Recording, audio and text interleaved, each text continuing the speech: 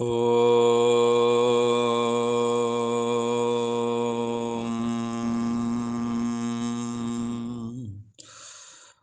गुरु ब्रह्मा गुरु विष्णु गुरुदेव महेश्वरा गुरु साक्षात् परम ब्रह्म तस्मै श्री गुरुवे नमः।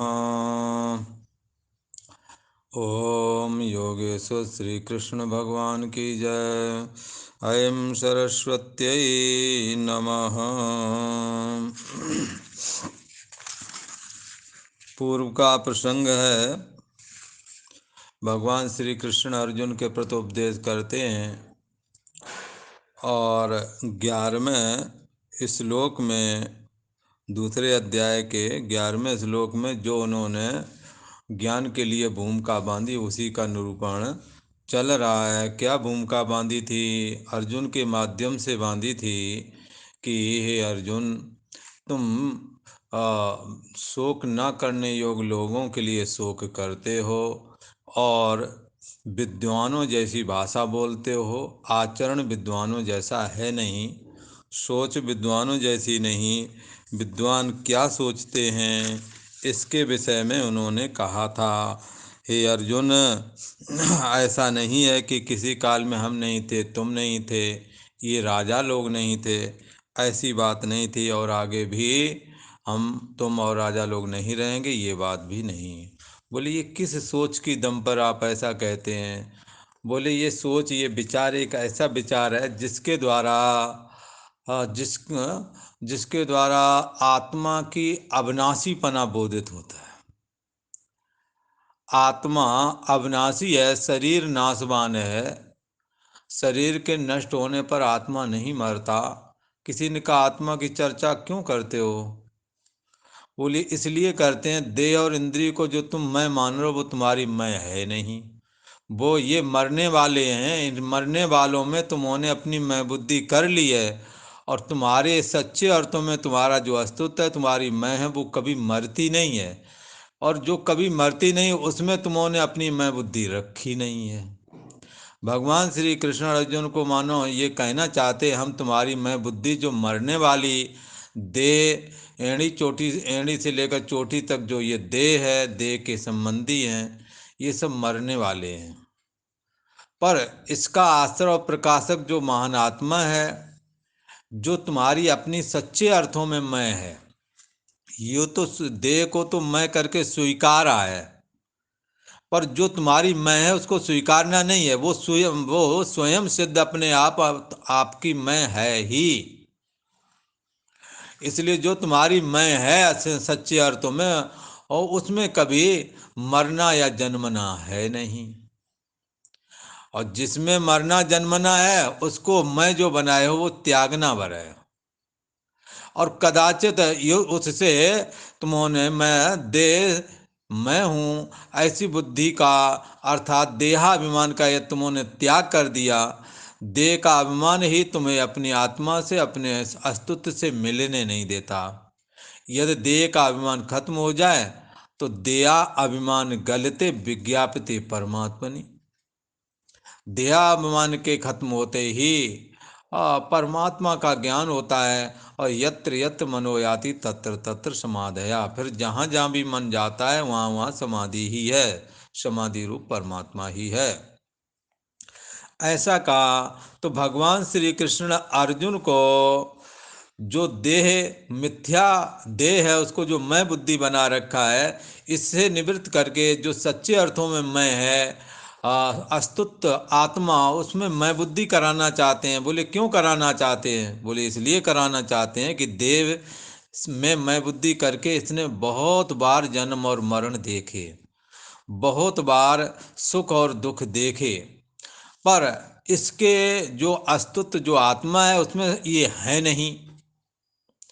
तो जिसमें है नहीं उसमें मैं बुद्धि क्यों नहीं करते? उसमें मैं बुद्धि कराना ही प्रयोजन है भगवान का। और जो तुम्हारी मैं नहीं उसको मैं रूप करके जो स्वीकार कर रहे हो उसको नकारना है।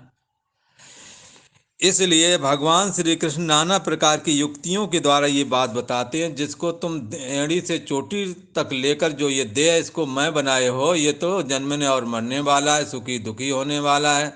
बचपना, जवानी, बुढ़ापा, इसमें आता है और चला जाता है, ऐसा ये देह है।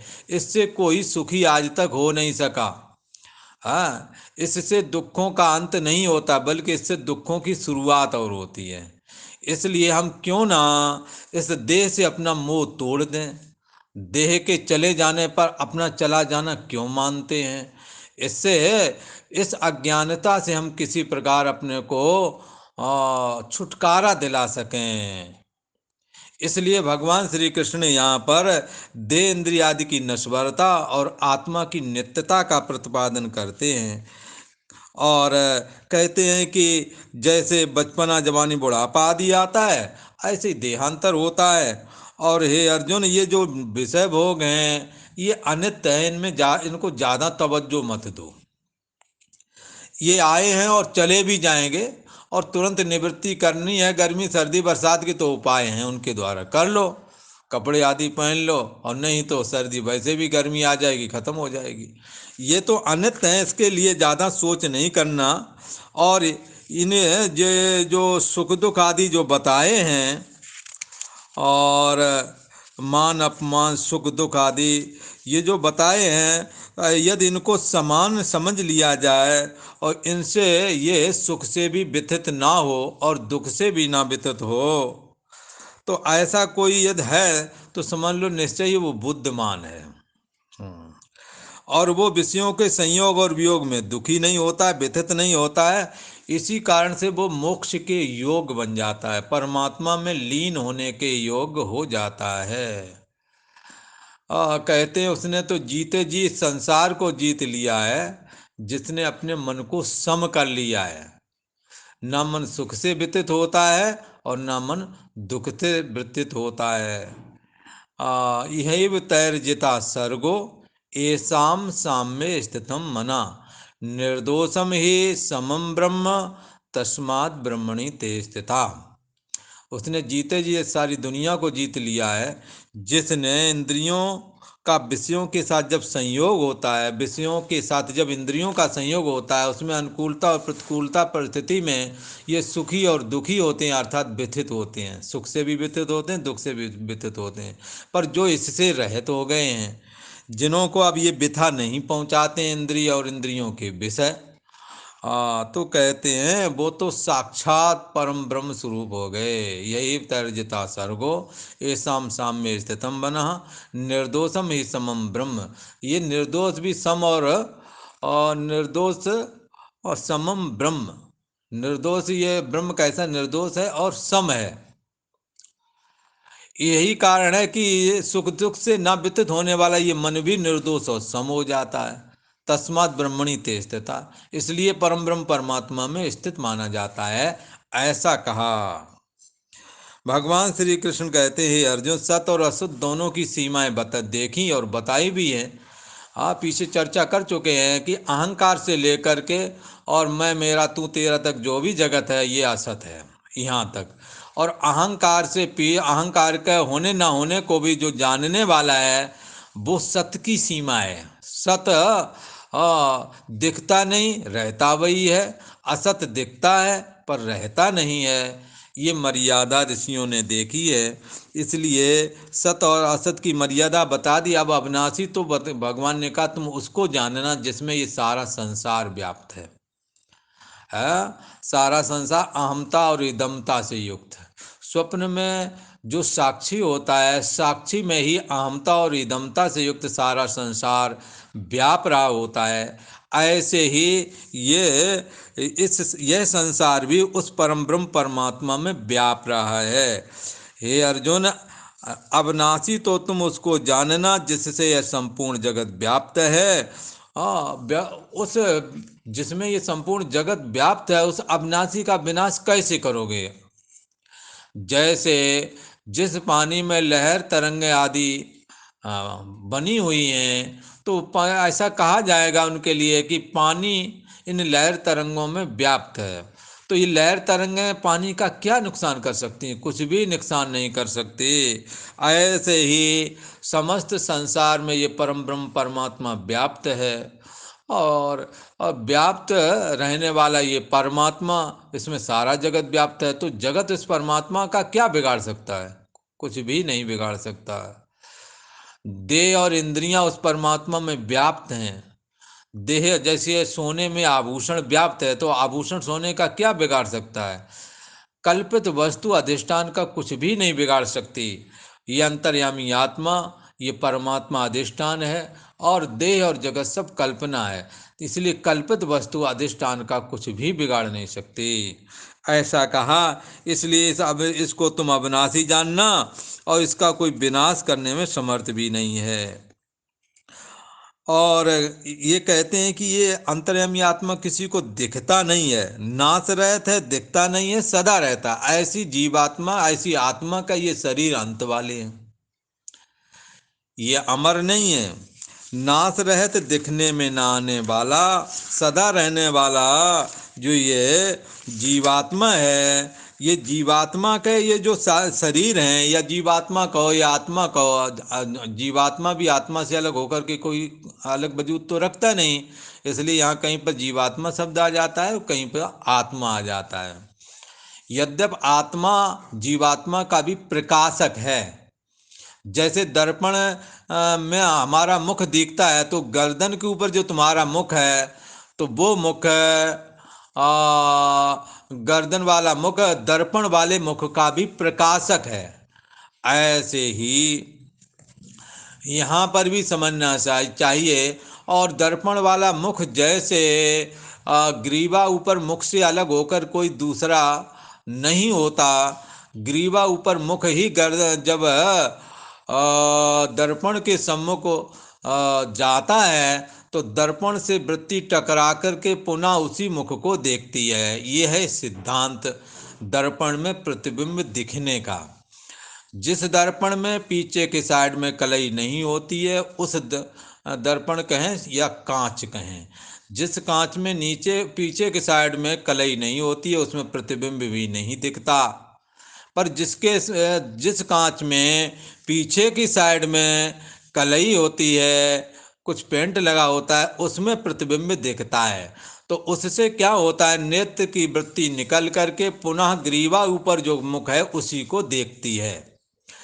इस अर्थ में प्रतिबिंब ग्रीवा ऊपर मुख ही है, जो हमें भ्रमवश दर्पण में दिखता है।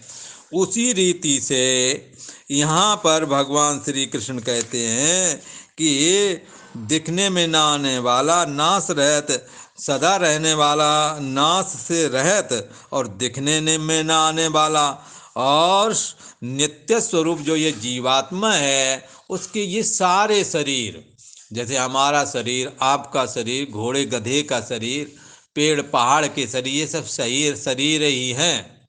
इमे देहा, ये सारे शरीर नाशवान कहे गए हैं। इसलिए तुम युद्ध के लिए तुम्हें तैयार रहना चाहिए। और रही बात मरने मारने वाली, तो जो अहम का भी जो साक्षी, जिसमें अहम फुरता है, जो अहम को भी जानता है, वो आत्मा सारी क्रियाएं जितनी भी हैं वो अहंकार से निचले तल पर हैं। अहंकार से बुद्धि होती है, निश्चयात्मिका होती है, निर्णय लेती है, ज्ञान परक क्रिया है इसमें। और मन में मनन होता है, संकल्प विकल्पात्मक मना, मन में भी क्रिया है संकल्प विकल्प रूप। चित्त चिंतन करता है, इसमें भी चिंतन की एक प्रक्रिया है जो मानसिक कर्म कहा जाता है। तो इसके बाद ये मन जो है इंद्रिय रूप हो जाता है, तो 5 कर्मेंद्रियां और 5 ज्ञानेंद्रियों के रूप में डिवाइड हो जाता है। आधे के द्वारा ज्ञान करता है, आधे के द्वारा क्रिया रूप चेष्टा करता है, और फिर इसके बाद देह और जगत रूप हो जाता है। तो जितनी भी चेष्टाएं हैं अहम से लेकर के देह इंद्रिय तक ही हैं, और युद्ध में अहम से लेकर और देह इंद्रिय का ही काम है। पर तुम्हारा जो निज अस्तित्व है, जो तुम्हारी सच्चे अर्थों वाली जो मैं है, उसमें ये चीज़ें नहीं हैं। इसलिए युद्ध में यदि कोई मारता है तो ही अहम अहम से लेकर के मन बुद्धि इंद्रियां और शरीर के द्वारा ही युद्ध में कोई किसी को मारेगा। और युद्ध में यदि कोई मरता है तो मरने वाला भी अहंकार से लेकर देह इंद्रिय के अंतर्गत ही होवेगा। मारने वाला और मरने वाला दोनों ही परिस्थिति में उपाधि का ही अंत हो रहा है, देह इंद्रिय का ही अंत हो रहा है। पर अहम का जो साक्षी है, जिसके आश्रय में अहम फुरता है, जो जो अहम को जानता है, वो चेतन तत्व, उसको परमात्मा कहते हैं, उसको आत्मा कहते हैं। उसका नाश नहीं होता। यदि कोई उसको ऐसा कहे कि उसका नाश हो गया तो उभौ तो ना बिजानी, तो जो ऐसा जानते मर गया या मारता है मरता है, ऐसा जो जानते उभौ तो ना बिजानी थे, दोनों ही नहीं जानते, ऐसा समझना चाहिए। भगवान श्री कृष्ण आत्मा को खट विकारों से रहित बताते हैं। 6 प्रकार के विकार होते हैं। प्रथम विकार है जैसे गर्भ में कोई बच्चा जब 7वें महीने में चेष्टा करता है तो अस्थि है ऐसा करके लगता है। अथवा गर्भ से बाहर जब आ जाता है तो अस्थि, फिर वृद्धि, फिर विपरिणाम, इस तरह से अपक्षय मृत्यु, इस तरह से खट विकार ये माने गए हैं।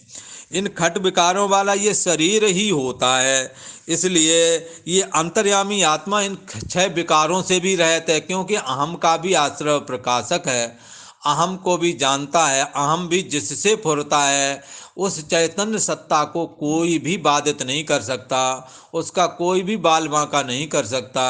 मारने वाला भी अहम से लेकर के मन बुद्धि देह इंद्रियों तक ही जो शरीर है वो ही मारने वाला, मारने रूप क्रिया का कर्ता बनता है। इसलिए मैंने मारा ऐसा कहा जाता है। वो फला मर गया तो मर गया, कौन मर गया? अहंकार से लेकर देह इंद्रिय आदि जो थे वो ही नष्ट हो गए, उसी को मरना कहा।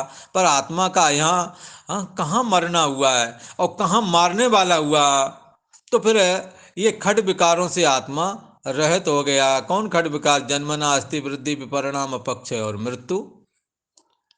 ये इनसे वो रहित हो गया, आत्मा रहित है। इसलिए युद्ध में जो भी चेष्टाएं होवेंगी वो शरीर के तल पर होवेंगी, मन की तल पर होवेंगी, ना कि आत्मा के तल पर। इसलिए आत्मा को तुम अविनाशी जानो। उस आत्मा में बोले महाराज ऐसा बता क्यों रहे हो? हैं ऐसा आप क्यों बता रहे हो? अरे भाई इसलिए बता रहे हैं कि तुम्हें लगता ये सब मर जाएंगे, तो मरेगा कोई नहीं। तुमने कहा था ना कि मर जाएंगे, फिर ऐसा होगा वैसा होगा, पहले अध्याय में जो बताया है ना, तो वो उसी की निवृत्ति कर रहे हैं कि तुम जो कहते हो मर जाएंगे, और विद्वानों जैसी भाषा बोल रहे। विद्वान तो ऐसा सोचते हैं कि आत्मा मरता नहीं, तुम्हारा अस्तित्व ही तुम्हारी मैं है। तुम देह इंद्रिय आदि को मैं क्यों बनाते हो? जो भी मरना जीना होगा, जो भी मरना मारना होगा, जो भी मरेगा या मारेगा, ये दो सारी क्रियाएं शरीर मन और इंद्रिय में होवेगी। हे अर्जुन, तुम तो आत्मा हो, सभी का अस्तित्व आत्मा है, जो ना तो मरता है और ना ही कोई उसे मार सकता है। तुम उसको क्यों नहीं जानते? तुम अब उसमें अपनी स्थिति को लाओ, तुम उसी में अपनी मैं बुद्धि को लाओ, फिर देखोगे ना कोई मरता है और ना कोई मारता है।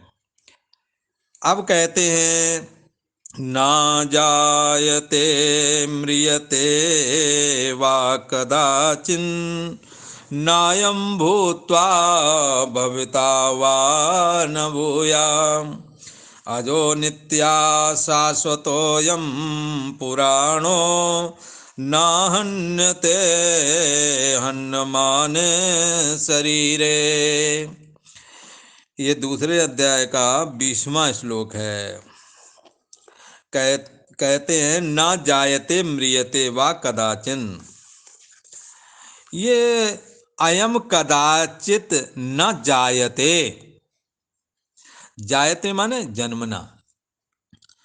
अयम, अयम का मतलब ये आत्मा, अहंकार का जो साक्षी है, अहम जिससे पुरता है, अहम जिसके द्वारा जाना जाता है, आश्रय और प्रकाशक आत्मा अहम का कैसा है?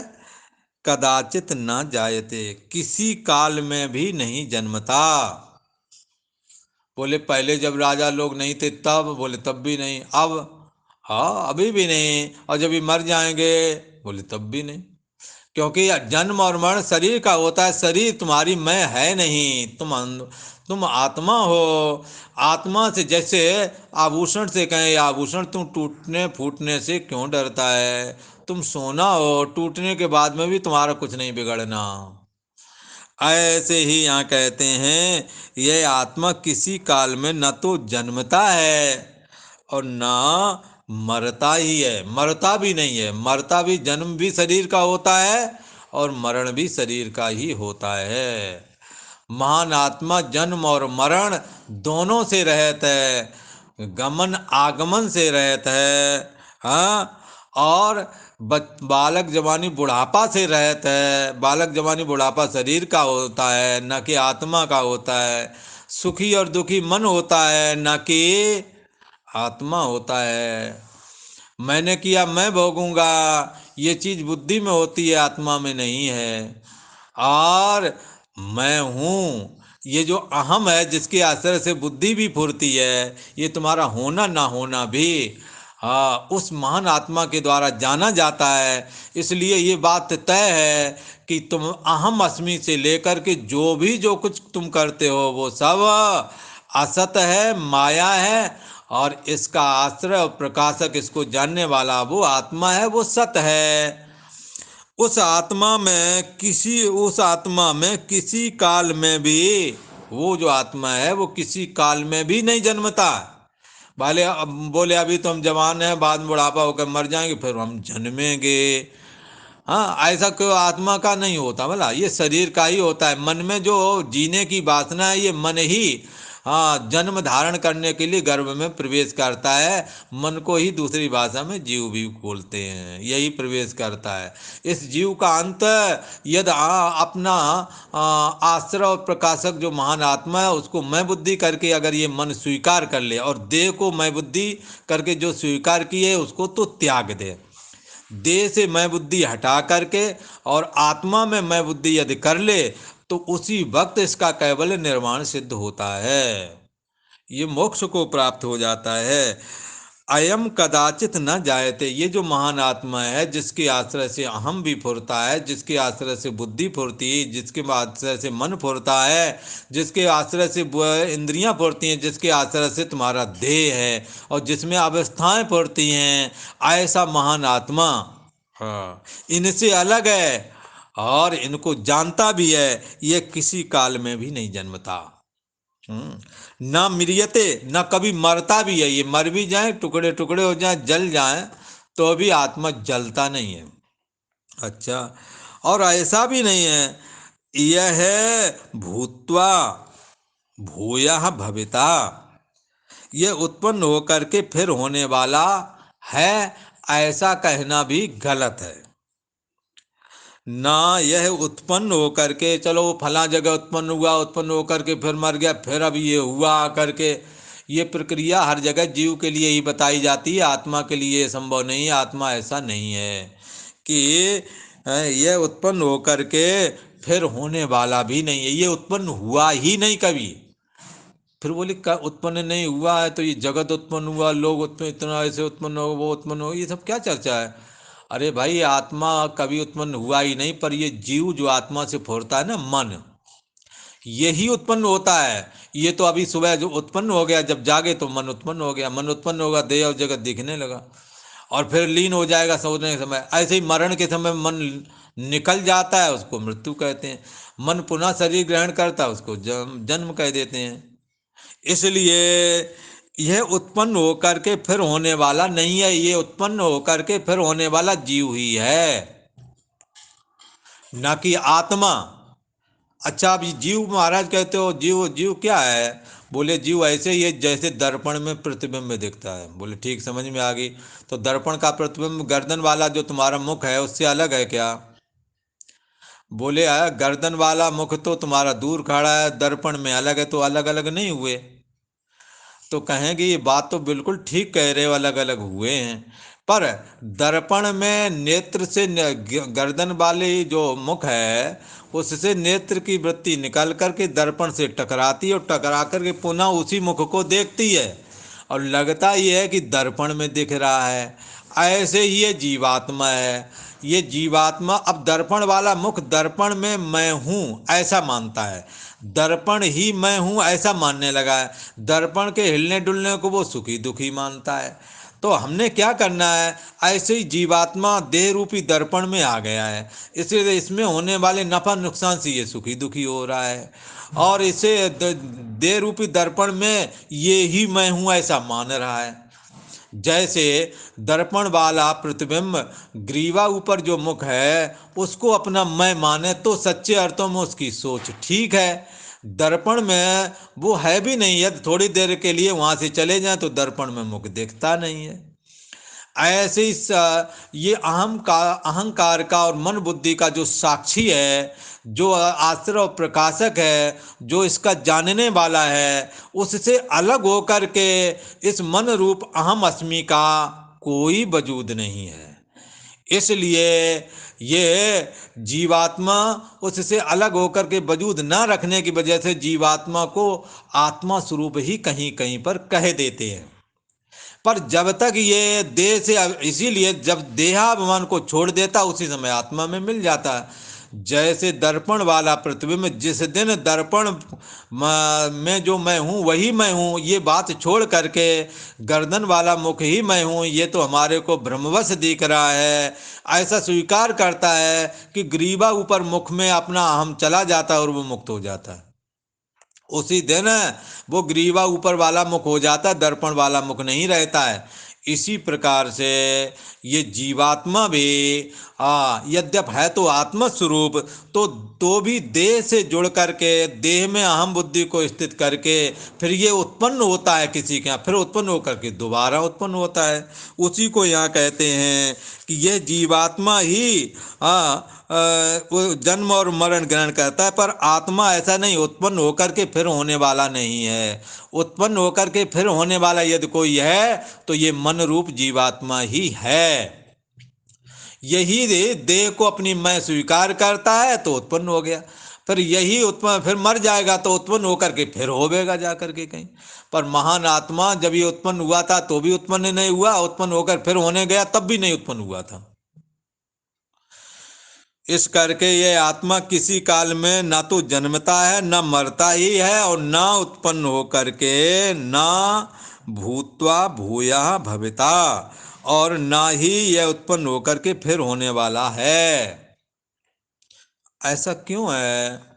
बोले ऐसा इसलिए अयम अजाहा, ऐसा इसलिए है क्योंकि ये अजन्मा है, जिसका जन्म होता है उसका मरण भी होता है, पर इसका अंतर्यामी आत्मा का, इस महान आत्मा का जन्म नहीं होता है। अयम अजा। अच्छा, क्यों होता? अयम नित्या, ये सदा रहता है। अनित्य वस्तु ही जाती आती है, उसी का जन्म मरण होता है। जैसे मिट्टी में जो घड़ा बना है वो थोड़े समय के लिए बना है, बना है नष्ट हो जाएगा। मिट्टी ना बनी है और ना नष्ट होवेगी। मिट्टी तो बनने से पहले और मरने के बाद में भी ज्यों की त्यों बनी रहती है। इसलिए मिट्टी को नित्य कहते हैं, जन्म और मरण घड़े का ही होता है ऐसा कहते हैं। ऐसे ही यहाँ समझना चाहिए, इन महान आत्मा ये अजन्मा है, इसका जन्म होता ही नहीं है, ये सदा रहता है, जन्म से पहले भी मरण के बाद में भी रहता है। हाँ, जीव जब देह को ग्रहण करता है तो जन्म, जीव देह का त्याग करता मरण। पर इस ऐसे जन्म और मरण, जन्म से पहले भी वो विद्यमान, मरण के बाद में भी विद्यमान। बड़ा भला घड़ा यदि टूट भी जाएगा तो उसके लिए मिलने के लिए कोई मिट्टी चाहिए ना। घड़ा टूट जाता तब कहाँ चला जाता? मिट्टी में। और जब बनाया जाता तब कहाँ से बनाया जाता? मिट्टी से। तो जासे उपजे नानका लीन ताई में होए, जो वस्तु जिससे उत्पन्न होती लीन भी उसी में होती है। तो ये जीवात्मा परमात्मा, ये जो आत्मा है उसकी सत्ता लेकर के उत्पन्न होता है और जब नष्ट होता है तो लीन भी उसी में हो जाता है। इसलिए कहते हैं अयम आत्मा अजहा नित्या, यह आत्मा अजन्मा है, नित्य है।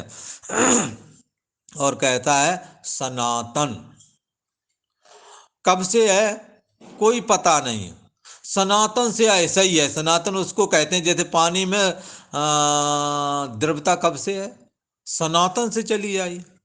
आकाश में शून्यता कब से है, सनातन से चली आई। जब से आकाश बना तब से ऐसा ही है। ये आत्मा जन्मा कब से है, नित्य कब से, सनातन से। जब से जन्मा है, जब से ये संसार या जब से ये शुरुआत हुई तभी से ऐसा ही है। और कब तक रहेगा ये आकाश, कब तक शून्य रहेगा, जब तक रहेगी दुनिया ये शून्य नहीं रहेगा। ऐसे ही सनातन, ये आत्मा अजन्मा है, नित्य है, सनातन है, पुराना, पुरातन है। हमारे बाप के अंदर में भी यही अंतर्यामी आत्मा था बोला। हमारे तुम्हारे बाप मातारी उनमें भी, उनके जो बाप मातारी थे उनके जो थे पूर्व ही पूर्व तरम कृतम, पूर्व वाले पूर्व पूर्व से भी इतर, और भी उनसे भी पूर्व वाले, सबका आश्रय और प्रकाशक ये अंतर्यामी महान आत्मा ही था, है और रहेगा। इसलिए पुरातन है। और कैसा है, हे अर्जुन, शरीरे हन्न माने ना हन्यते, शरीर के मरने पर भी ये नहीं मारा जाता है। इसको अच्छी तरह से समझ लो। शरीर के मरने पर ये आत्मा मरता नहीं है। और जन्मना अस्थि वृद्धि विपरिणाम अपक्ष और मृत्यु, जन्म हुआ, दिखने लगा, और फिर बढ़ने लगा, वृद्धि अपक्ष, फिर 40-45 के साथ घटने लगा, वृद्धा की व्यवस्था के बाद और ज़्यादा घटता है बोला। पर 42 साल तक शरीर में जवानी रहती है बोला, 42 साल से 60 साल तक वृद्धावस्था रहती है। वृद्धावस्था के बाद में 60 साल के बाद में फिर जरा अवस्था लगती है। तो ये सारी अवस्थाएं किसकी हैं, शरीर की हैं, ना कि आत्मा की हैं।